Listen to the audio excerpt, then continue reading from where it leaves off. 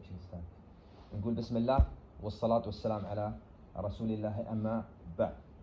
أول شيء نشكر الله عز وجل بمنه وكرمه وتوفيقه أن ييسر لنا هذه اللقاء مع أمهاتنا وأخواتنا. نسأل الله عز وجل وأخواننا، نسأل الله عز وجل أن يسعدهم ويباركهم ويوفقهم لما فيه خير ورضا الله عز وجل. اليوم حديثنا عن موضوع مهم للغاية.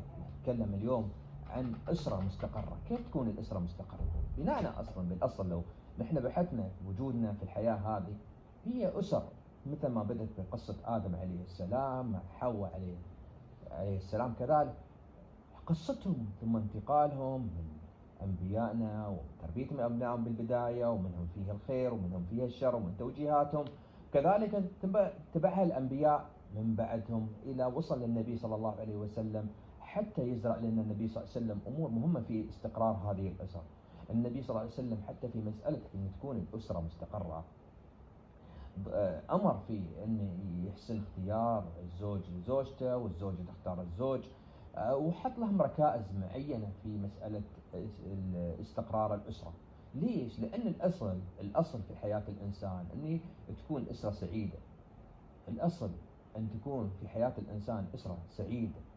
والأسرة إذا جينا ونكملها ونعرفها، هي النواة الأولى التي يبدأ منها بناء هذا المجتمع.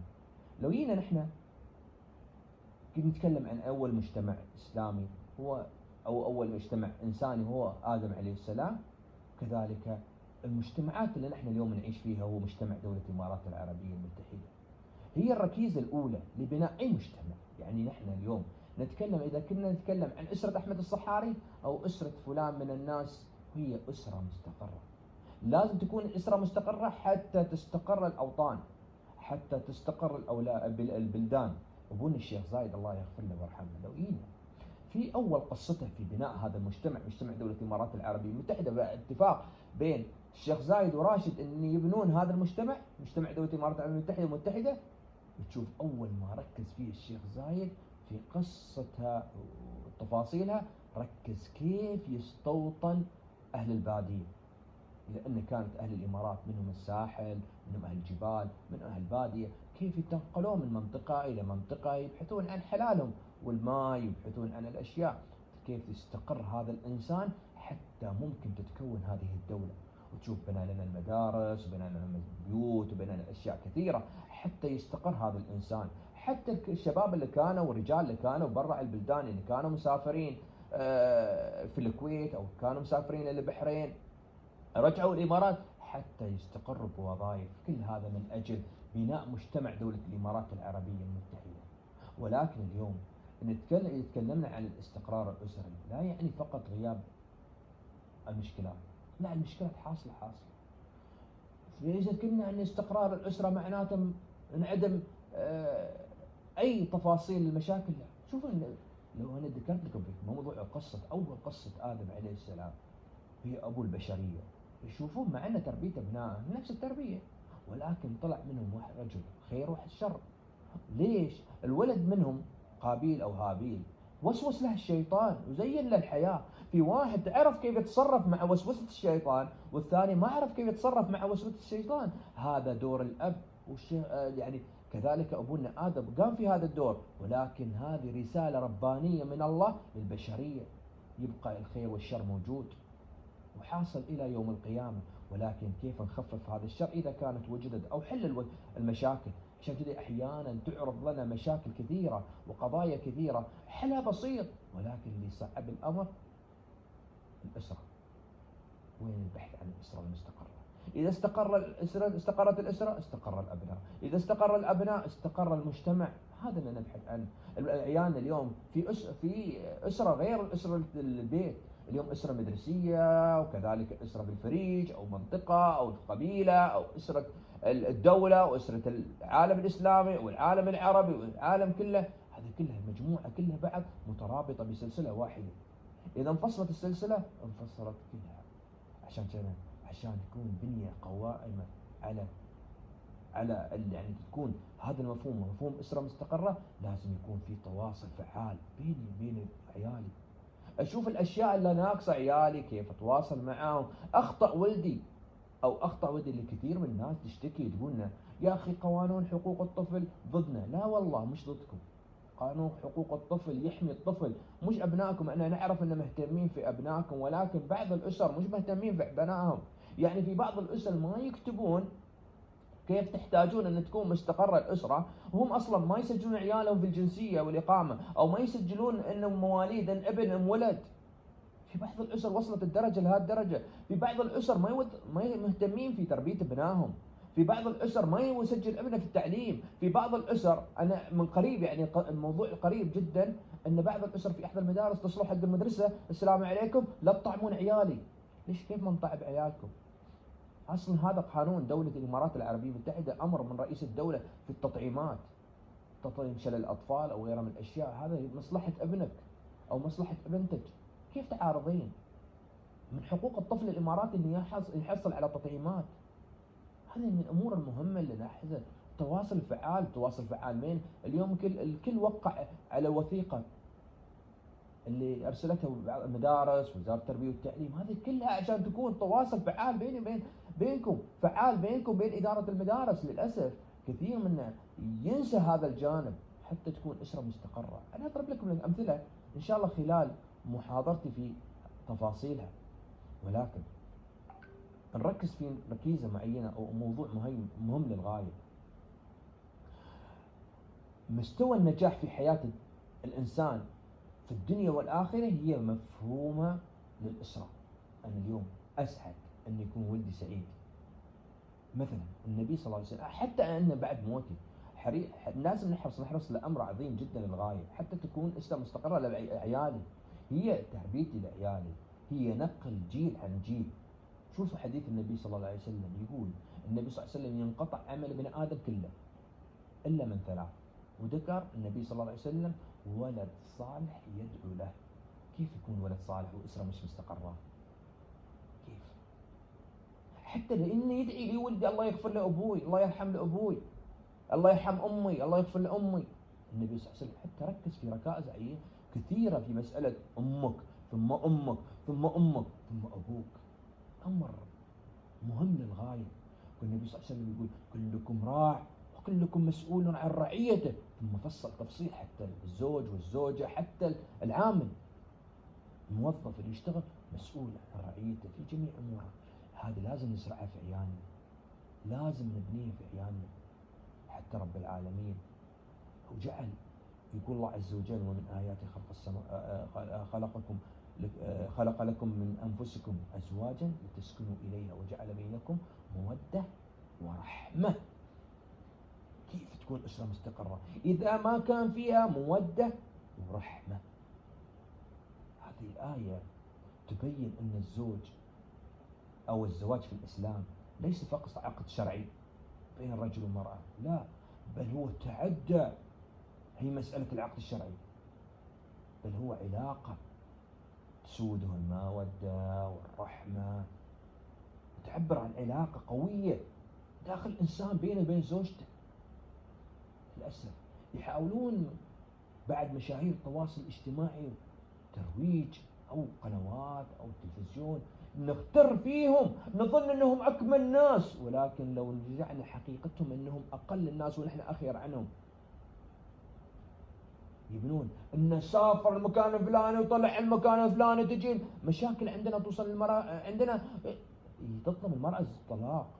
ليش؟ ما سفرني أو غيره من الأشياء. نحن وين المودة والرحمة بيننا؟ أحيانا الزوج أو الزوجة أو في أمور كثير متشاركة بين بعض، لازم نجمع بينهم. والنبي صلى الله عليه وسلم حتى في مسألة المرأة، النبي صلى الله عليه وسلم شو يقول؟ خياركم لنسائهم. يعني الإنسان اللي يهتم في نسائه مو خيار الناس. عشان كذي لازم نهتم. زين، هل يوجد أثر للأسرة المستقرة على الأطفال ولا لا؟ هو موضوع محاضرتنا طبعا اليوم. إذا نتكلم عن إدارة المدرسة حريصة على الاجتماع بيني وبينكم عشان نتكلم عن عيالنا اليوم. هل لا أثر استقرار الأسرة هذه أو الأسرة المستقرة، هل له أثر على أطفالنا ولا لا؟ طبعا الأسرة أنا آسف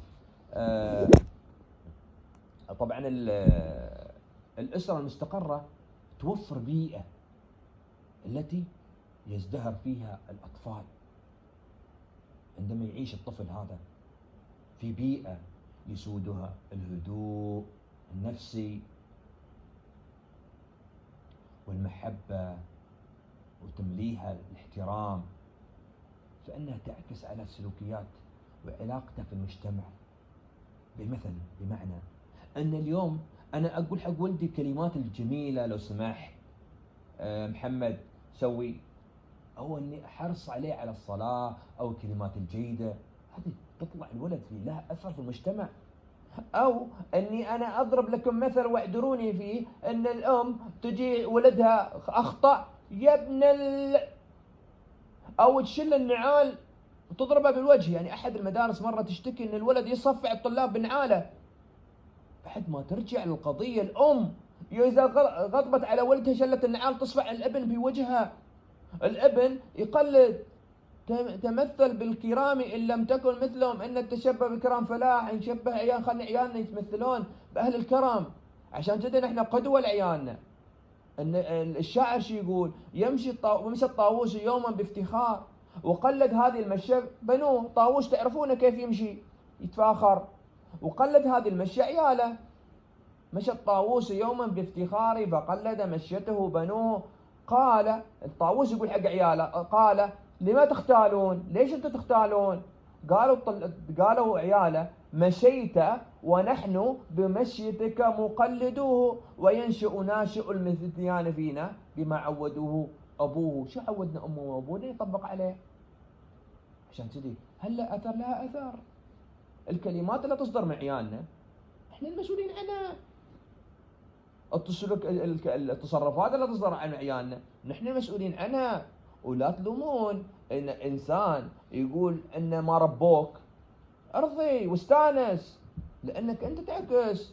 بس السؤال، هل البيئة الخارجية تأثر في عيالنا نحن نحسن تربيتهم؟ نعم تأثر البيئة الخارجية، ولكن أنا مسؤول عن اهتمامي في تربية توجيه عيالي.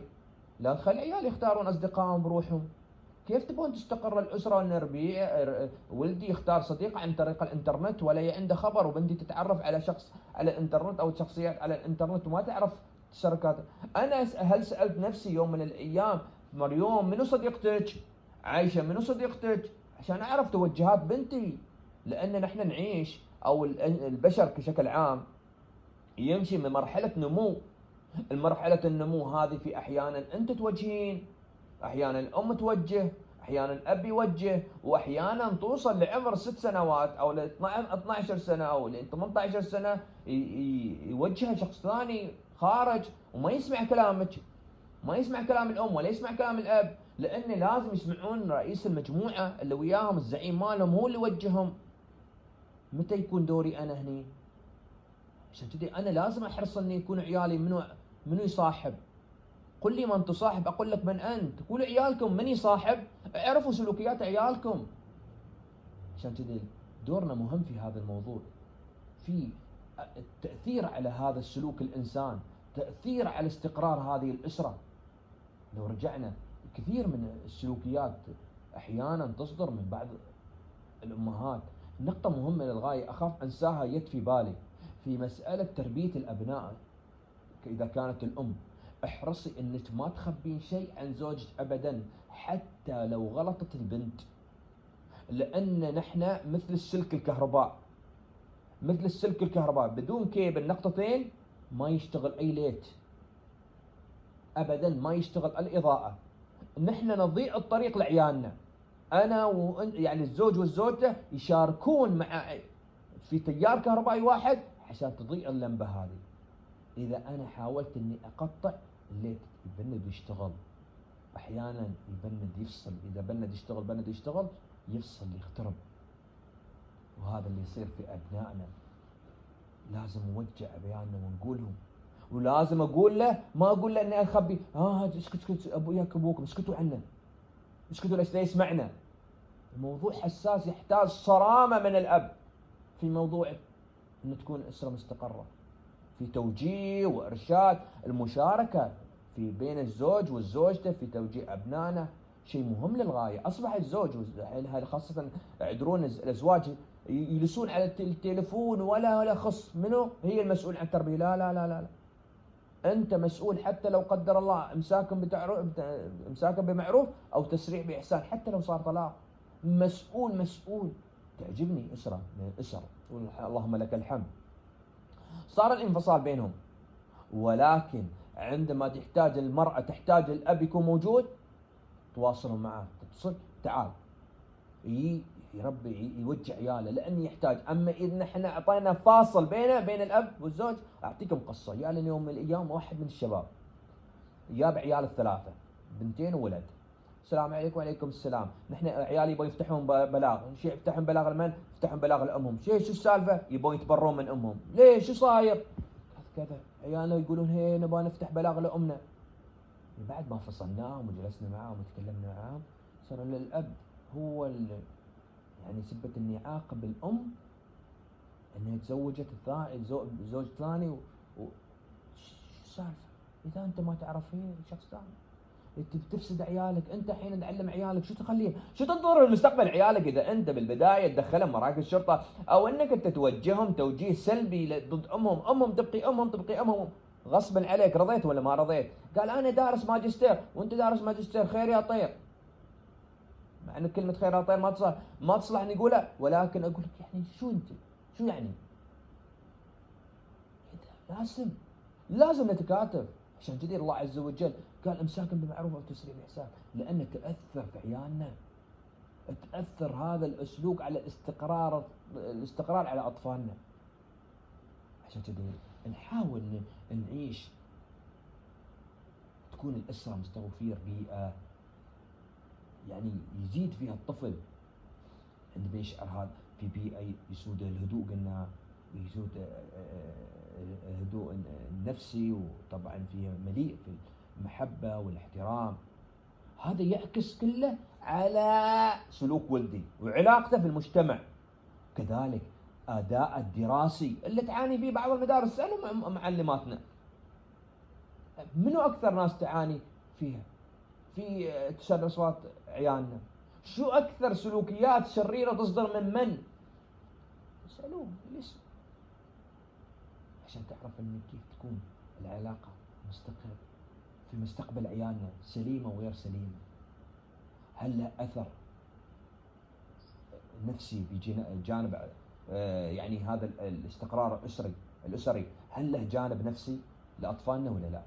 طبعا أول شيء لو قلنا نمو الطفل السليم، الطفل الذي يشعرون في الأسرة المستقرة يشعرون بالأمان العاطفي. هذا السلوك بالأمان العاطفي هو يعزز الثقة الطالب أو الطفل بنفسه، يعزز ثقة الطفل بنفسه. إذا عزز بنفسه يمنح هذا الطفل القدرة على مواجهة أي تحديات العالم أو تحديات في حياته، حتى يكون ناجح في المستقبل. أبونا الشيخ محمد بن زايد الله يطول بعمره ركز كثير بكلماته في هذا الموضوع، انه لازم نكون شركاء. الأسرة مسؤولة والمؤسسات مسؤولة ونحن مسؤولين. احنا كلام الشيخ محمد بن زايد الكل مسؤول على هذا الابن او هذا الطفل حتى يكون ناجح، يبني تحديات. قانون حقوق الطفل، قانون وديني، كل هذا مبني على زراعة الثقة بهذا الطفل، يكون له كرامة هذا الإنسان. هل له أثر ثاني؟ نعم له أثر في التفوق الدراسي. الدراسات أثبتت أن الأطفال في الأسرة المستقرة هم أكثر نجاح في دراستهم، حيث ينعكس الدعم العاطفي المستمر للأسرة على تحصيل العلم. ما شاء الله موفق، يا بدرجة ضعيفة ما شاء الله معصب. لازم تجتمع، الأب يزعل، أم راضية، شوي أنت تتحمس، العكس يلعبون أدوار حتى يعيش الجو. خطة، لازم نسوي خطة مشتركة بين الزوج والزوجة حتى تستقر الأسرة. لازم هذه شوية شوية يعصب وهذا يقلل الضغط عليه، ثم حتى تكون أسرة يسودها المودة.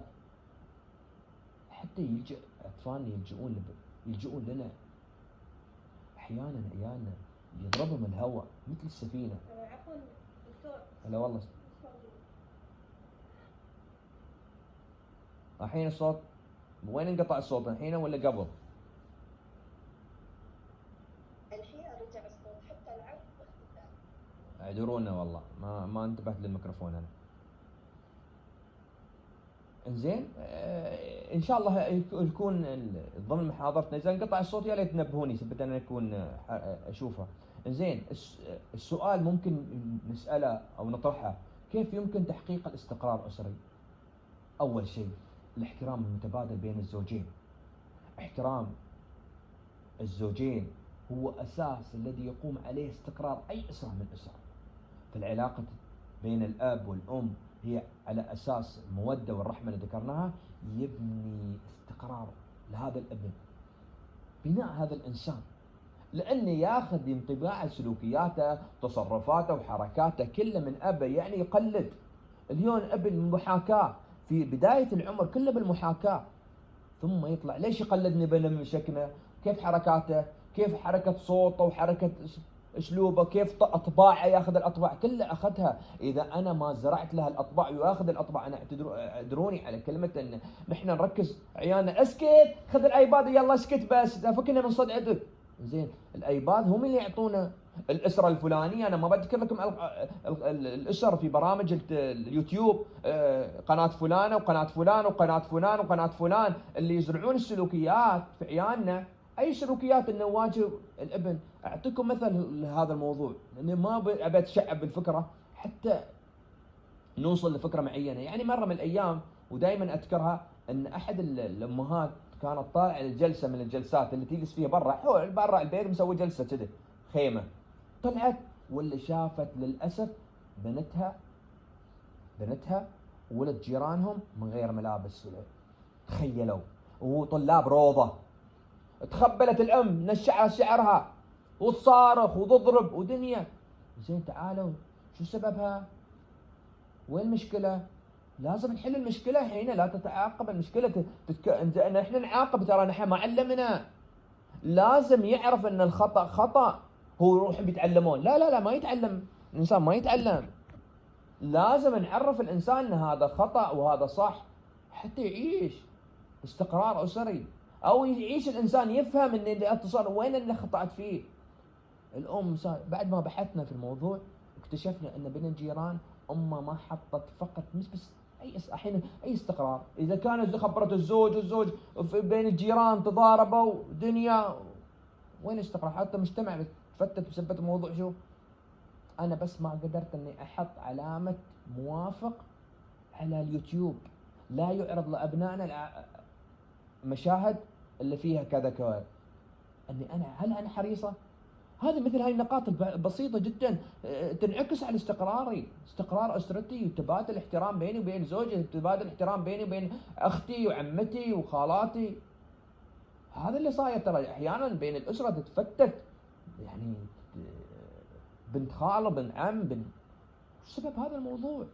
نحن مش حريصين ومش متوجهين عيالنا تعالوا الجأ لنا. لو شفتوا مقطع الفيديو الفلاني، انزين ابني اذا تنمر عليه، احنا نحب اسبوع التنمر، اذا تنمر عليه ابني كيف يعالج التنمر؟ هل جلسنا مع ابنائنا؟ لان هي تنعكس علينا على استقرارنا نحن. استقراري انا تفتت بعيالي افكارهم وغيرها. كيف اذا صارت بيني وبين اختي او عمتي او احد اقاربي او جيراننا؟ عشان كذي لازم تكون تفاعل بيننا وبينه. عشان كذي الاحترام المتبادل بين الزوجين أهم أساسية بدينا فيها. كذلك من الأمور المهمة التواصل الجيد. قلنا من خلال التواصل الفعال بين الزوجين تتمكن من حل أي مشكلة. التواصل الفعال نحل أي مشكلة، وكل مشكلة لها حل، إلا إذا نحن جعلنا لها ما عندنا حل. كل مشكلة لها حل. عشان كذي التواصل الجيد يمكن أن يكون علاقة قوية بين الأفراد، ويزيد مستويات التفاهم بيننا وبين بعض، بيننا وبين عيالنا، حتى تكون أسرة بشكل عام مستقرة. كذلك المشاركة، وقت أو الوقت المشترك بيننا وبينه، والمشاركة بيننا وبين، لازم نهتم في وقت، يعني حتى مسألة الأكل في صينية واحدة هذا كله تشارك، حتى تبني ونشوف عيالنا هذا ما ياكل، ليش ما ياكل؟ أكيد مأثر في شيء، هذا كذا أكيد مأثر في شيء. حتى مسألة الزوج أو الزوجة، ما هو هذا كله قوانين ربانية من الله عز وجل، أن نجتمع على صينية واحدة، نعرف أطباع الناس، أطباع بعض، نعرف أن هذا حزين وقته وهذا مش حزين، في شيء مشكلة صايرة لازم نبحث لها حلول، أو نناقش في أمور، نشارك عيالنا، عطوا آراء. يا أخي نحن نشارك الناس في أعمال، بعمل، بالوظيفة، ما وظيفة، نشاركهم في العصف الذهني، خلوهم يعصف ذهنيهم يا أخي. من سافر اليوم أو صارت المشكلة الفلانية عيالي أو محمد زوجي من زوجي أو زوجتي، نطرح أي فكرة، شو رأيك لو صار الموضوع الفلاني شو بيصير؟ ناخذ آرائها، شو اللي بيصير، شو توجه هي، شو توجهي أنا، شو رأيي هي، شو رأي عيالي في القضية الفلانية، في التنمر، بالسب والشتم، أو أي شيء صاير، أو السرقة، لو صار سرقة، أو واحد اعتدى، أو لو صار حريق في المكان الفلاني، لو صار طفل كل شيء وصار اختناق عنده، شو الحلول؟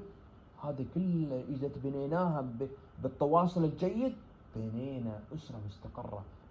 شفت مرة من المقاطع الفيديو طفل صغير ينقذ أخوه الطفل أن يستخرج شيء من فم أخوه، كل شيء اختنق، الولد على طول يا ورا ظهره وضغط على بطنه حتى يستخرج. زين منو علم الطفل هذا؟ إذا ما كان حوار وما كان أمثلة تمثيلية أو حتى أحيانا نحتاج أن نحن نضرب أمثلة حتى يفهم عيالنا هذا الوضع اللي حاصل فيه.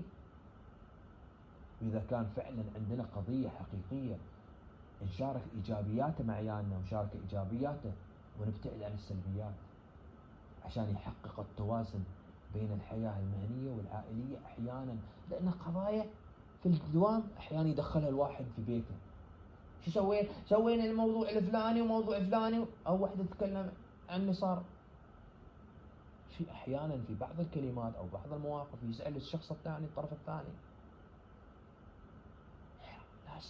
كذلك تحقيق التوازن بين الحياة، مثل معلماتنا اليوم معلمات وباكر عندهم أسر يرجعون البيت، للأسف تتصل لنا معلمة تقول تعال يشوفون بعض أولياء الأمور يعتدون علينا. لو جينا تتكلم، أنا أطرح لكم دائما، أطرح فكرتين دائما نستخدمها، أو قصتين هي. القصة الأولى معلم أخبرني عنها، دخل لي أحد المعلمين أو أحد أولياء الأمور مدرسة من المدارس، تكلم مع الأخصائي، وشو كان ولده موجود معاه، أنتوا وزارة التربية فيكم، وزارة التربية فيكم، ووزارة التربية فيكم، وكلام عند الطفل. لو قلنا أخطأ المعلم، لو قلنا سلمنا خلاص أخطأ المعلم، ولكن الخطأ اللي أنت سويته اعتديت على موظف في وظيفته، هذا لها فيها سجن وفيها غرامة مالية وفي غيرها من الأشياء. اعتداء على موظف، تأدية عمله. شنو سويته أنت؟ الشيء الثاني، أنت وجهت ولدك أن نعتدي على المعلم، سب المعلم. احنا اليوم نبغى تكون ايد متكاتفه، انتم تشاركون مع الاسره المدرسيه، والاسره المدرسيه تشارك معاكم انتم، وانتم تشاركون مع الاسره مجتمع دوله الامارات والمؤسسات الاخرى، حتى تكون اسره مستقره وابنائنا مستقرين.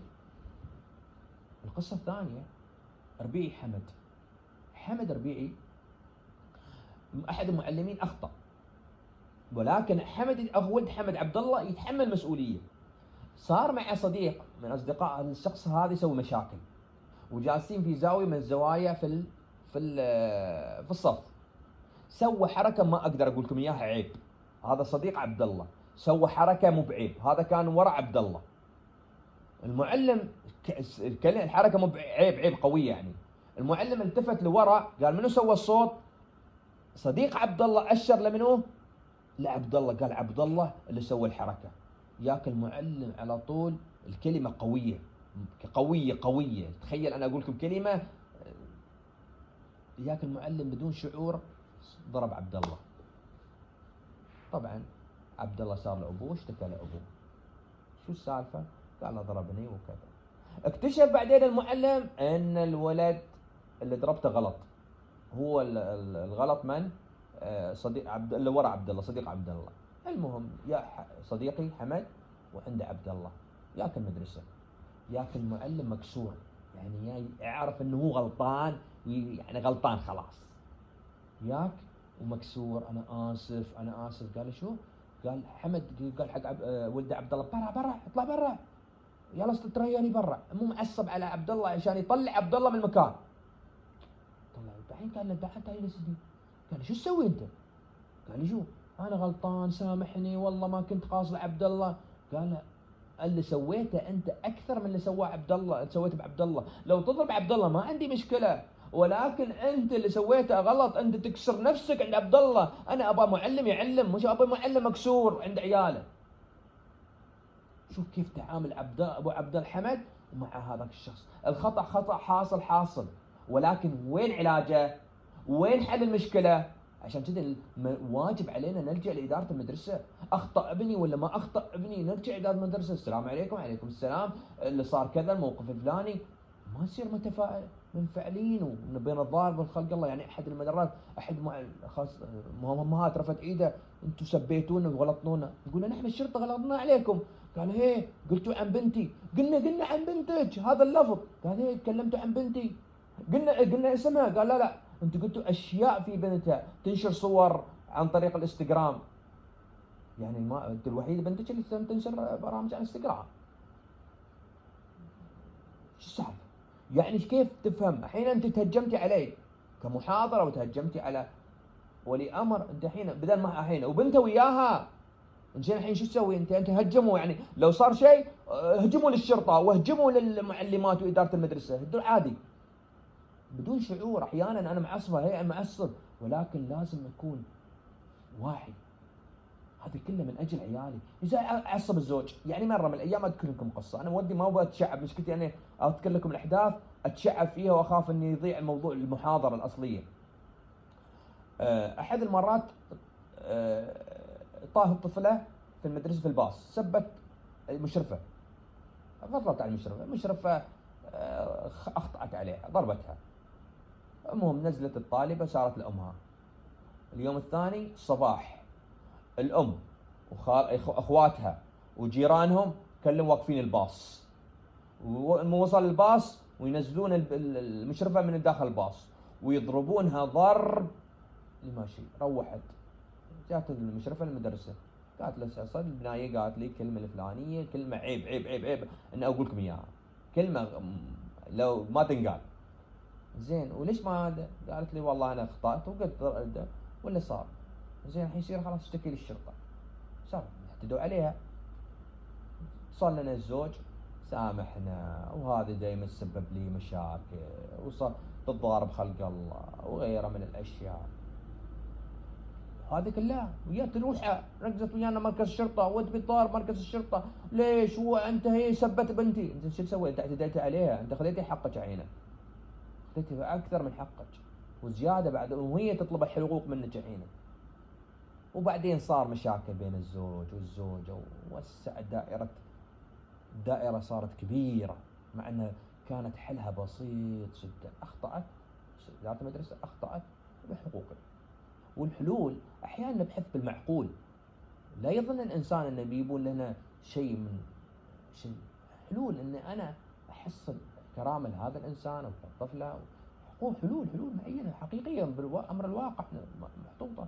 ما يجيب لي شيء لا والله العظيم انه ما كنت محكمه. زين تتاثر في بنتك محكمه. زين دار مدرسه واللي اسمها اخصائيين اجتماعيين وحلول معينه عشان نوصل لنتيجه معينه. ليش؟ مو بقصدي الاهانه، التقليل من اسره وتقليل من حتى عيالنا يطلعون استقرار، يعرفون ان هذا غلط وهذا صواب. تعرف الام هذا صح وهذا غلط. القانون محطوط كله من اجل حمايتكم كلكم على هذه الارض. دوله الامارات العربيه المتحده هل اثر على الاستقرار والاسره على مجتمع دوله الامارات العربيه المتحده؟ نعم، الأسرة ليست فقط هي الواحدة في دولة الإمارات العربية المتحدة، مو بأسرة أحمد الصحاري بس موجودة ده. أسر كثيرة، أنت مجتمع كثير من الأسر عندنا في دولة الإمارات العربية المتحدة، استقرارهم استقرار دولة الإمارات العربية المتحدة، ولها أثر نفسي واجتماعي لدولة الإمارات العربية المتحدة. كذلك باستقرارهم ترفع إنتاجية هذا الوطن، إنتاجية الأسرة وإنتاجية الوطن، تحقيق السلم الداخلي في المجتمع دولة الإمارات، والسلم الداخلي في الأسرة نفسها. لذلك لازم نهتم ونرسخ أمر عظيم أمر عظيم هو استقرار العاطفي والعقلي لنا نحن كذلك لأبنائنا، عشان يساهم في رفع مستوى الإمارات. يقول أبونا الشيخ سلطان قاسمي يوم من الأيام قال كلمة، قال: أيها الأمهات، أيها الآباء، اجمعوا أبنائكم حولكم وجيبوا اكتبوا ورقة وسطروا عليها أمرين: هذا ما كان يحبه زايد، هذا ما كان لا يحبه زايد. نشوف عيالنا، هذا اللي يحبه زايد سووه، أسسوه، رتبوه.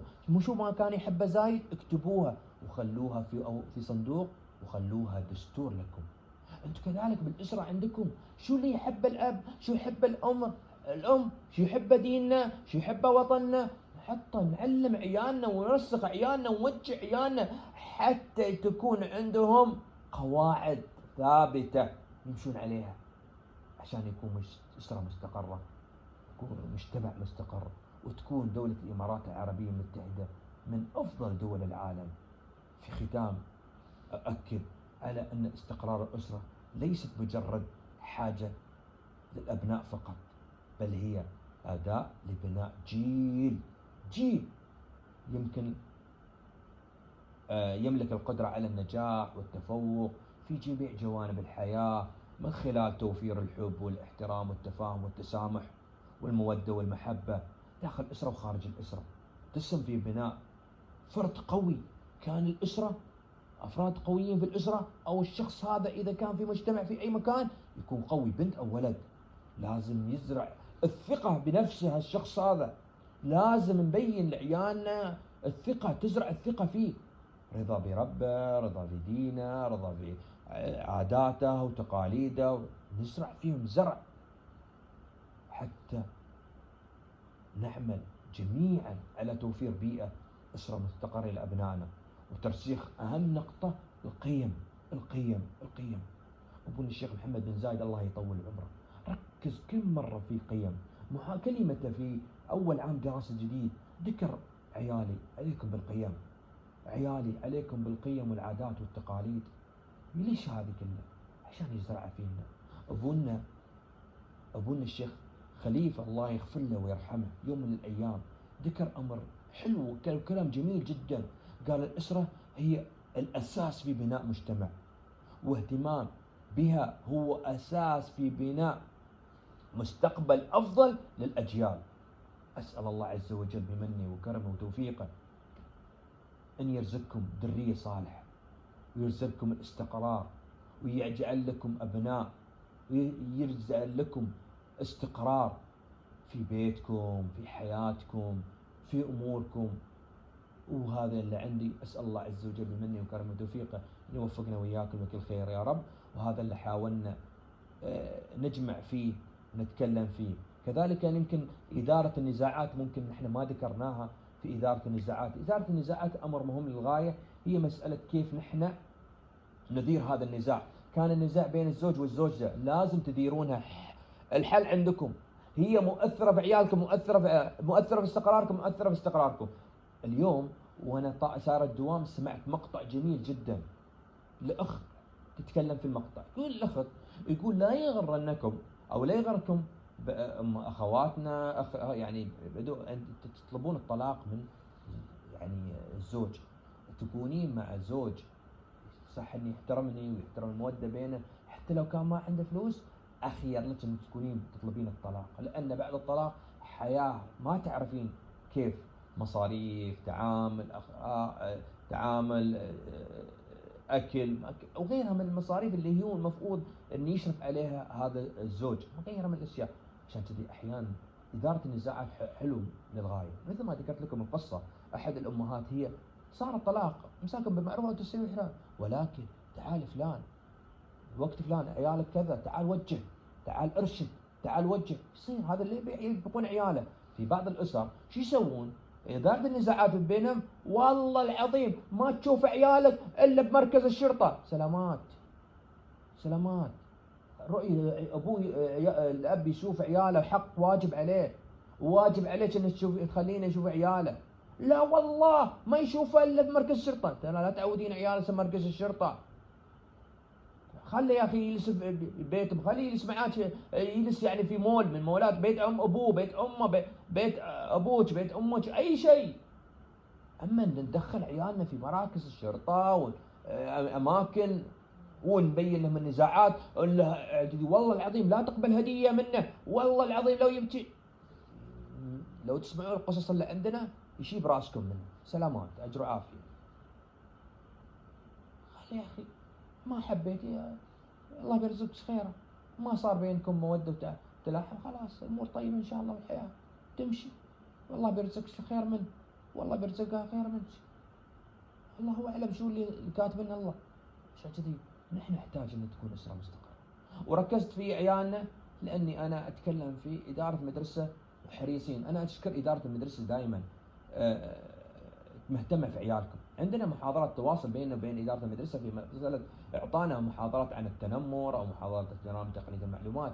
إدارة المدرسة تشكر على هذه، تنور عقول عيالكم حتى أن يكون عيالكم ما يخطأ أحضانا بعض القضايا الجنائية وقضايا جرائم تقنية المعلومات أو قانون التمييز والكراهية أو غيرها من الأشياء. هذه ممكن تورينا العين حمراء فيها، يعني أن عيالنا يقعون فيها قضايا أحيانا تكون بسيطة جدا، ولكن في القانون ما يسامح عليها، لأن قانون 1+1 يساوي 2 فقط. عشان كذي هم إدارة المدرسة حريصة أن نتكاتف بين بعض، أن تكون على إيد واحدة، أسرة مدرسية أو أسرة هي أسرة الأم والأب روحهم، عشان تكون مستقرين في هذا الوطن العزيز على قلبنا، دولة الإمارات العربية المتحدة.